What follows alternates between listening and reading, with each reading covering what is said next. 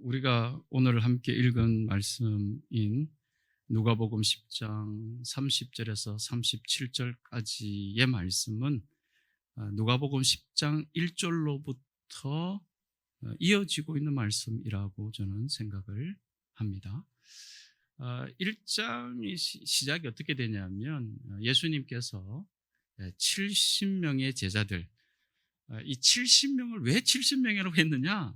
이걸 이제 신학적으로 설명하면 오늘 집에 못 가고 하니까 이러한 설명은 숫자와 관련된 설명은 하지 않도록 그렇게 하겠습니다. 어쨌든 70명의 제자들을 이스라엘의 여러 고을로 보내시는 장면이 10장 1절로부터 진행이 되었습니다. 오늘 우리가 예배가 끝나고 이제 윤은채 집사님을 선교사님으로 파송을 하게 되는 시간을 가지게 되는데, 이것하고는 이제 비교할 수는 없겠지만, 또 그렇게 식을 하시면서 파송하지는 않으셨겠지만, 어쨌든 예수님께서 제자들을 파송하시는 그런 장면을 볼 수 있습니다. 예수님께서는 그들을 보내시면서 하시는 말씀이 이제 있는데, 그 말씀을 쭉 보니까 가장 핵심적인 말씀이 아마 누가복음 10장 9절에 나타나고 있는 하나님의 나라가 가까이 왔다라고 전해라, 이렇게 말씀하신 이 하나님의 나라가 가까이 왔다, 이것이 예수님께서 제자들을 보내시면서 하신 말씀의 핵심적인 말씀이 아니겠나, 이렇게 보여집니다. 왜 그럴까요? 하나님의 나라가 가까이 왔다라고 전해라, 이 이야기는 여러분 이렇게 얘기할 수도 있지 않았겠습니까? 내 이름을 전해라, 그리고 내가 그리스도임을 전해라, 이렇게 얘기하지 않으시고 하나님의 나라가 가까이 왔다, 이렇게 얘기했단 말이죠. 이 말은 이제 제자들이 하나님의 나라가 가까이 왔다라는 이 말씀을 어떻게 받아들였는 사람들이었는가를 알 수 있는 거죠. 그러니까 하나님의 나라, 이것이 지금까지 없었던 건 아니죠. 하나님이 다스리시고 하나님 되심이 지금까지 없었기 때문에 다시 이루어진다, 이런 뜻은 아니라 하나님의 나라를 인정하고 그것을 받아들이게 되어지는 이 구원하심에 약속하신 은혜가 이제 성취되는데, 이 성취가 바로 예수 그리스도를 믿음으로. 그래서 제자들이 예수님의 이름을 가지고 나가게 된 이유가 하나님의 나라가 가까이 온 것, 다시 말해서 하나님의 나라가 이제, 하나님께서 이제 너희 안에 계시네 되는 이 사건이 시작이 되었다, 이렇게 받아들이게 되는 말씀이죠. 정리하자면 예수 그리스도로 말미암은 구원의 은혜의 역사가 선포되기 시작했다, 이렇게 하나님의 나라가 가까이 왔다라는 이 말씀을 이해할 수 있게 되어지는 겁니다. 그러니까 이 복음을 전하기 위해 예수님은 제자들을 보내셨고, 그리고 이 사건 후에 오늘 우리가 함께 읽은 말씀이 이어진다라는 거죠. 오늘 말씀은 질문으로 시작이 되어지는데, 이 질문은 율법 교사라는 사람에 의해서 질문되어집니다. 그게 이제 25절부터 등장하죠. 예수께 첫 질문을 이 율법 교사가 합니다. 선생님, 영생을 얻으려면 무엇을 해야 합니까?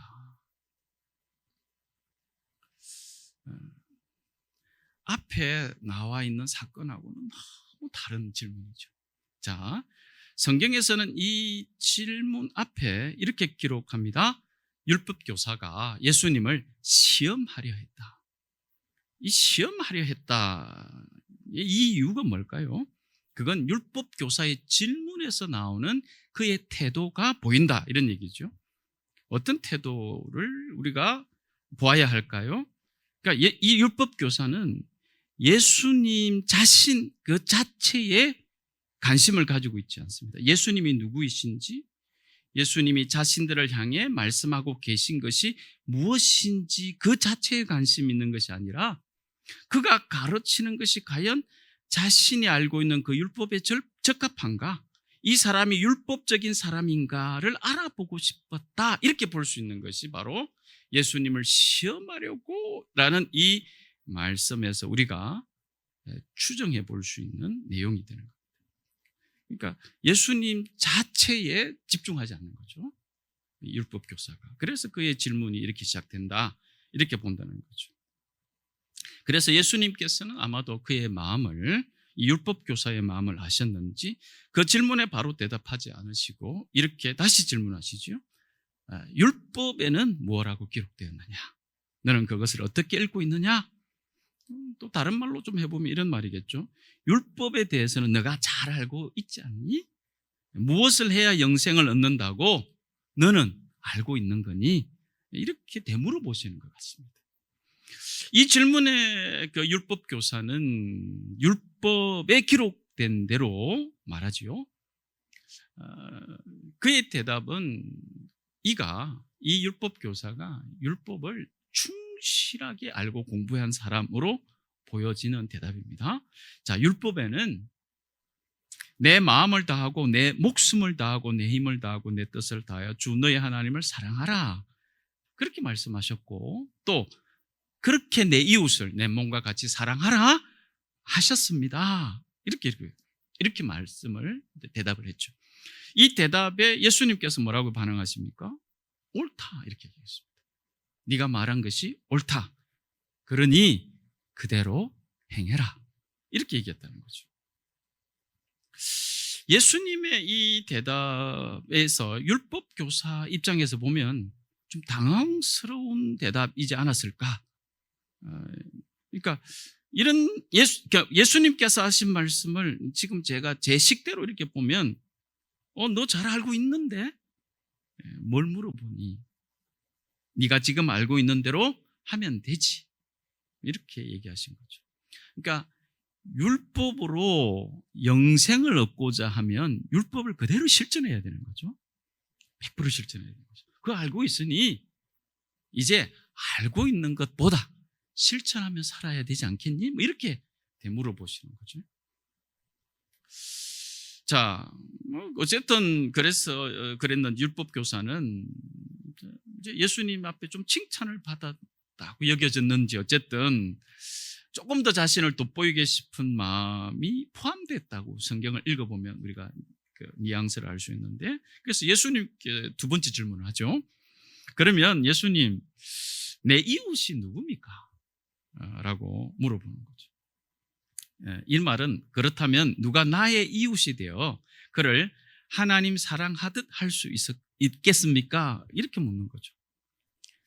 자, 이 두 번째 질문에 예수님의 대답이 바로 오늘 우리가 함께 읽은 누가복음 10장 30절에서 37절까지 말씀이 바로 그 예수님의 대답으로 나타나고 있습니다. 그리고 이 비유의 말씀은 교회를 다니지 않는 사람들도 좀 알고 있을 법한 그 유명한 선한 사마리아인에 대한 그러한 비유입니다. 선한 사마리아인 법도 이렇게 개정 나타나고 할 정도니까 이 사마리아인에 대한 비유는 교회를 다니지 않았다 하더라도 어떤 그 사회 윤리에 관심 있는 분들은 들어봄직한 단어이기도 하겠죠. 자, 이 비유를 짤막하게 요약해 보면 이렇습니다. 예루살렘에서 여리고로 내려가다 강도를 만나서 거의 죽게 된 채 버려진 한 사람이 등장합니다. 그리고 유대인들이 보기에 하나님을 잘 믿는다고 보증되어진 두 사람이 등장하죠. 제사장과 레위. 그리고 이 두 사람과 극단적으로 대비되는 당시 유대인들은 상종하지도 않았던 한 사람이 또 등장하죠. 그것이 바로 사마리아 사람. 이렇게 세 사람이 이 버려진 한 사람을 발견하게 됩니다. 읽어보시면 결론은 이 중 사마리아 사람만 이 버려진 사람에게 자비를 베풀었다. 이런 내용이죠. 그리고 이 비유를 마치고 예수님께서는 율법 교사에게 마지막 질문을 하십니다. 너는 이 세 사람 가운데 누가 강도 만난 사람에게 이웃이 되어 주었다고 생각하느냐? 율법 교사는 사마리아인이요 이렇게 말하지 않습니다. 오히려 이제 자비를 베푼 사람입니다. 그러니까 입에도 담으려고 하지 않는 것 아닐까 이렇게 생각하는 정도로 대답이 자비를 베푼 사람입니다. 이렇게 얘기를 하죠. 그 정도로 사마리아 사람에 대한 정통 유대인들의 반응, 태도를 알 수 있는 거죠. 자, 어쨌든 아마도 율법 교사는 이 비유를 들으면서도 그렇고, 그러니까 네 생각에는, 예수님께서 네 생각에는 누가 이웃이겠느냐라는 질문에 대답하면서도 몹시 충격적이고 불쾌하고 인정하고 싶지 않은, 본인이 생각하지도 못했던 상황의 전개를 당했을 거예요. 그러니까 왜냐하면 이것은 자신이 생각하고 있던 이웃의 범주를 넘어서고 있기 때문이죠. 자, 지금까지 유대인들에게 이웃은 로마, 사마리아인, 여타의 이방 사람들이 될 수 없었습니다. 그런 율법 교사, 그렇게 믿고 있었던 율법 교사에게 지금 예수님께서는, 예수님 유대인이지 않습니까? 그리고 이제 율법에 대해서 물어봤거든요. 율법에 대해서 랍비어라고 했던 이 예수가 그 이웃의 범위를 다르게 얘기한다는 거예요. 전혀 다르게. 그러니까 예수께서는 너는 누가 너의 이웃이라고 생각하느냐? 너의 이웃은 이런 얘기죠. 네가 생각하는 것처럼 이미 결정되어 있거나 무언가 자격을 갖추고 있거나 내가 판단하고 구분짓는 것이 아니다, 이 얘기를 하시는 거예요. 내 몸과 같이 사랑해야 할 이웃의 범위는 결코 한정되거나 규정되어질 수 없다. 그건 누구도 예외 없이 어느 누구도 너의 이웃이 될 수 있어야 한다. 이웃은 행동으로 결정된다, 이렇게 얘기하실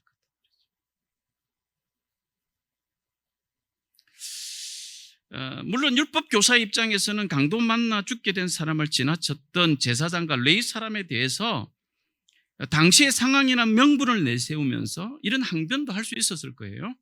그러니까 이해는 가요. 우리가 배경을 잘 몰라서 그렇지. 오늘 뭐 설교를 빨리 끝내라 그래가지고 배경까지 다 설명할 수는 없지만 짧게라도 이렇게 설명해 줘야 되거든요. 예.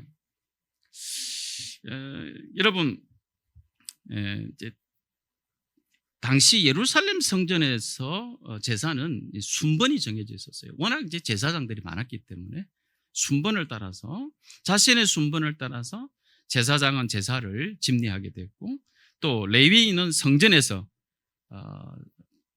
제사장이 하지 않는 여타의 성전 봉사들의 몫을 감당했죠.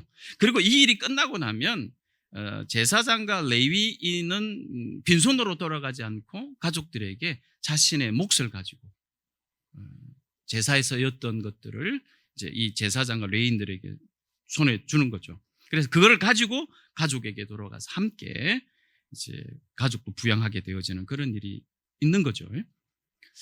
자, 이 두 사람이 이제 그렇게 예루살렘에서 여리고로 내려갔다니까 순번을 따라서 제사 의식을 마치고 자신의 몫을 가지고 내려갔다, 이렇게 볼 수 있는 그런 구절이거든요. 자, 그렇게 가던 중에 죽었는지 살았는지 확실하지 않는 사람을 다가가서 만졌다고 가정해 봅시다. 자, 그렇게 된다면 그 사람이 만약 죽은 사람이라면 이들은 율법에 따라서 시체를 만져 부정하게 된 사람들이 되는 거죠. 그러면 그들은 다시 예루살렘으로 돌아가서 정결하게 하는 의식을 치른 다음에 다시 집으로 돌아가서 가족들과 같이 식사를 해야 돼요.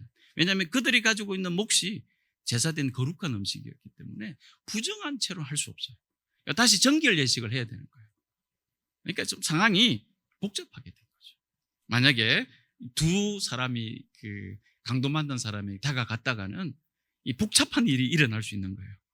다시 왔던 길을 되돌아가야 되고 또 정결 예식을 다시 해야 되고 그러면 이 음식은 다시 부정하게 되는 것인가, 율법 해석도 있을 수 있는 이런 복잡한 상황이 있을 수 있었다는 거예요. 그런데 상대적으로 사마리아인은 그렇지 않아요.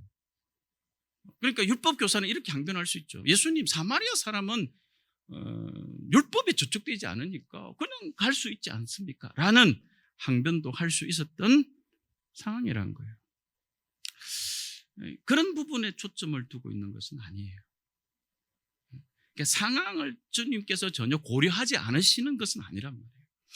상황을 뛰어넘는 주님이 말씀하시고자 하시는 것이 있다는 거예요. 그걸 좀 더 살펴봐야 돼요. 자, 누가복음 19장으로 가면 한 장 넘겨보면 이렇게 돼야 되는데 안 넘겨봐도 됩니다. 19장에서는 예수님께서 성전에서 분노하시는 모습이 기록되어 있습니다. 그러니까 성전은 만민이 기도하는 집인데 뭐라 그랬습니까? 너희는 성전을 강도의 소굴로 만들었다. 여기서 너희는이 누구였을까? 종교 지도자들로 보통 보죠. 그런데 제사장과 레위인이 포함이 됐어요. 여러분, 제사장과 레위인이 예루살렘 성에서 내려온 거였잖아요. 그러니까 우리는 19장에 가면 이 제사장과 레위인에 의해서 예루살렘에서 행해지는 제사, 하나님 앞에 드리는 예배가 어떤 것이다 라고 주님이 평하고 있는가를 본다는 거예요. 강도의 소굴이 된다. 강도의 소굴이 되고 말한다. 즉 오늘 본문과 관련해서 이해할 수 있어야 된다는 거예요. 누구나 정말 누구나 하나님을 예배하는 것이 더 이상 되지 못했다는 거예요. 못해버렸다는 거죠. 그러니까 오늘 본문과 관련해서 조금 더 이렇게 좁혀서 해석해 보면 제사장과 레위인이 인정해 주는 사람들만 예배가 가능하도록 되어버린 예루살렘 성전 아닌가 이렇게 추정해 볼 수 있는 거예요.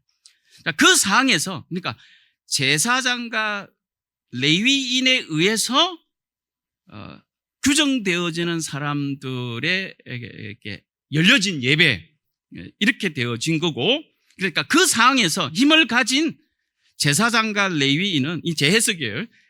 그 예배를 규정할 수 있는 제사장과 레위인에 의해서 이제 그거 예루살렘 성전이 진행이 되니까 힘이 쏠리게 된 거죠. 이 제사장과 레위인에게 힘이 쏠린 거죠. 그러니까 힘을 가진 제사장과 레위인은 또한 불법적이고 하나님께서 원하시지 않는 방법들을 동원했는데 그것을 하나님을 예배하기 위한 것이라고 말했다는 거예요. 이 강도의 소굴이라고 하는 이유가 바로 그거예요. 강도의 소굴이라고 하는 것이. 그러니까 예루살렘에서 동원되고 있는 하나님을 예배하기 위한 방식에서 힘을 발휘하고 있었던 제사장과 레위인의 방식이 불법적이라는 거예요. 여러분, 지금 예루살렘 성전에서의 예배가 하나님 인정하지 않으시는 거예요.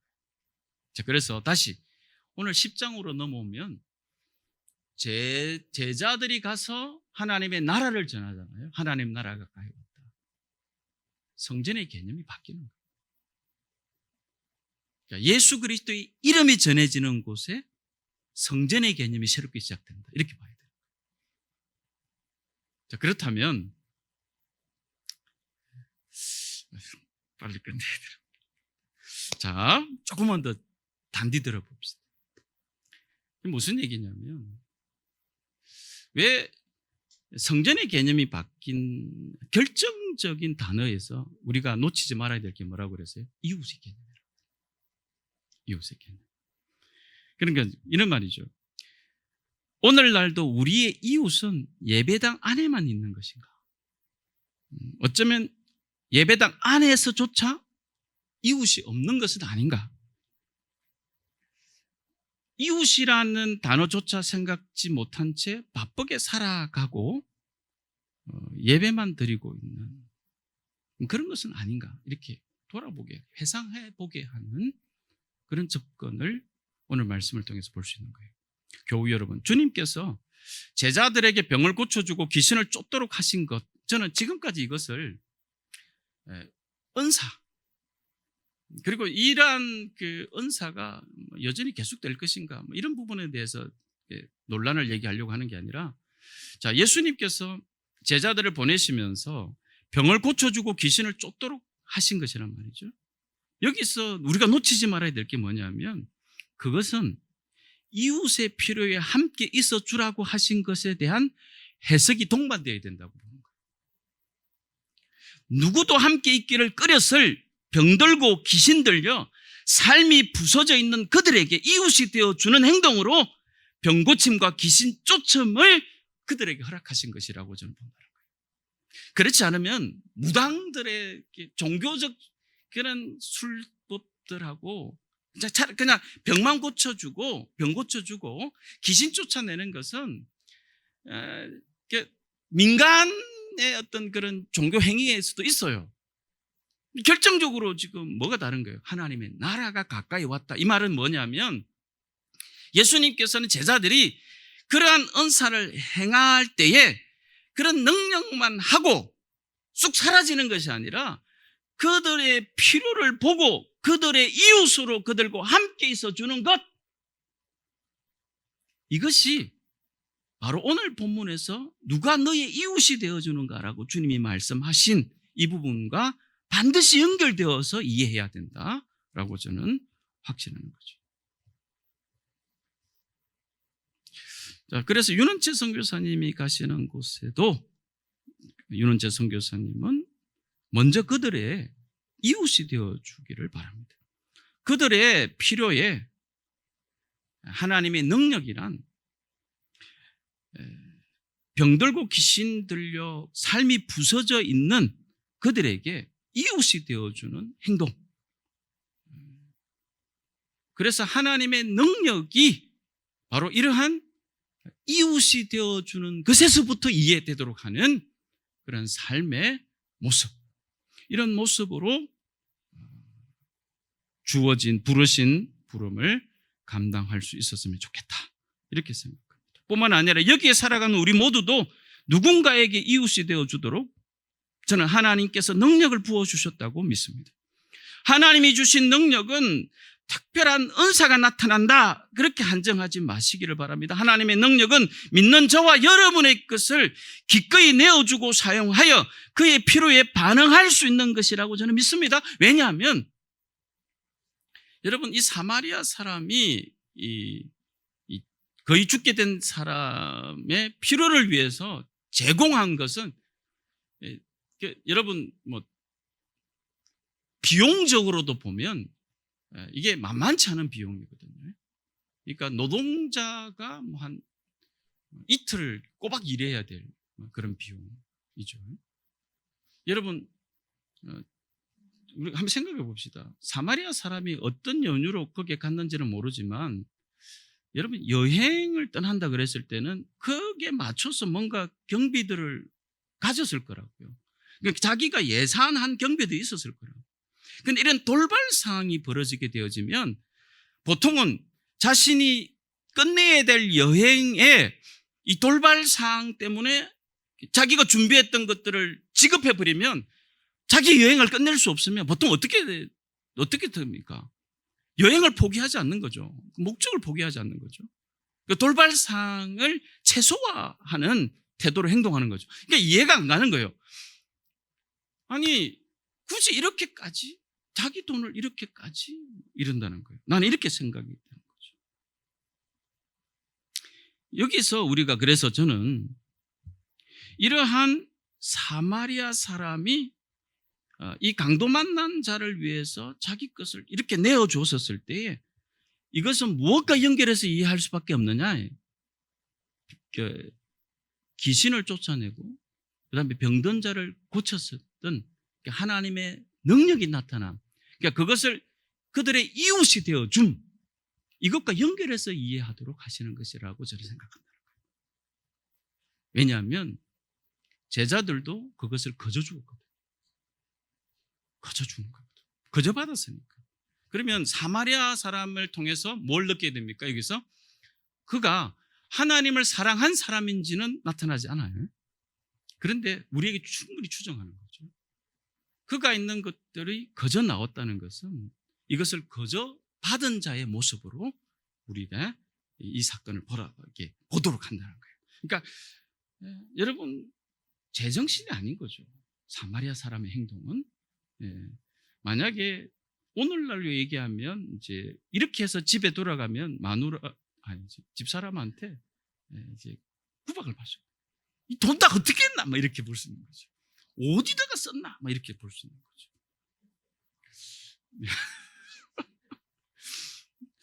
여러분, 이것을 기꺼이 여러분, 그리고 이제 이 만약에 강도 맞는 사람이 나중에 정신 차려서 이걸 대다시 갚아주었는지는 모르겠어요. 그러니까 그럴 경우는 없을 것 같아요. 왜냐하면 이 사람은 해놓고 갔을 것 같아요. 누가 그랬는지도 잘 모르는 상황이 벌어질 수 있는 거예요. 그런데 곰곰이 생각해 보십시오. 이 사마리아인은 자신의 것을 이렇게 내어줬었을 때 이 모습을 보고 예수님은 뭘 기대하셨을까? 거저 받았으니 거저 주는 것. 70인이 주님께로부터 거저 받아서 거저 주는 것, 이것과 연결해서 이해하도록 하시고 계시다라고 저는 생각을 하는 거고, 그리고 난 다음에 이것이 정말로 하나님의 나라가 가까이 왔다, 여기에 포커스를 두고 이웃이 되어주는 것, 이렇게 연결하도록 말씀하고 계시는 거예요. 그러니까 결론은 예수 믿는 사람이 한 사람이라도 더 늘어나야 된다, 이 뜻이에요. 이게 대단히 중요한 하나님의 사랑에 대한 표현이다. 그렇게 중요한 거예요. 자, 살다가 보면 이웃이 나에게도 필요할 때가 있겠죠. 우리도 연약하다 보니 때론 우리에게도 누군가가 있어 주었으면 좋겠다 생각할 때가 있습니다. 여러분 기억하십시오. 하지만 우리의 신앙은 성장하도록 하나님이 은혜를 주고 계시죠. 신앙은 반드시 성장하도록 되어 있다. 그 성장의 결과로 여러분 이렇게 선교사로 가기도 하고, 그 성장의 결과로 그 선교사를 보내게 되기도 하는 거죠. 그러니까 성장의 결과가 가는 사람만 있는 게 아니라 보내는 사람도 있다, 이 말이에요. 교회 일만 잘하는 것에서 그 신앙의 성장을 한정지면 안 돼요. 누군가 가난하고 소외되고 병든 자에게조차 이웃이 되어줄 수 있는 삶의 크기가 나타나야 된다는 거예요. 그게 신앙의 성장이라고. 자신의 삶에서 기꺼이 이웃을 위한 그늘을 내어줄 수 있어야 돼요. 자신의 손을 이웃을 향해 도움의 손길로 기꺼이 펼 수 있어야 돼요. 그래야 믿는 우리를 통한 하나님의 나라가 세워짐을 함께 기쁨으로 목도하며 결국은 어떻게 되는 거예요? 주님께 보고할 수 있다는 거예요. 주님께 보고할 수 있다. 우리의 연약함은 하나님의 계획하심을 무효로 할 만큼, 우리를 향한 하나님의 사랑을 무효로 할 만큼 힘이 없는 게 아니에요. 이제 이집트라는 먼 곳에서 하나님의 나라를 증거할 윤원채 집사님, 그리고 각자의 부르심을 따라 살아가고 있는 삶의 선교 현장에 있는 여러분들 모두가 하나님의 나라를 증거하고 그것에 아주 중요한 이웃 되어주는 이 말씀을 다시 한 번 더 깨달으면서 하나님께서 우리의 보고를 기뻐 받으실 그날을 기대하고 또 축복하고 응원합니다. 기도하겠습니다.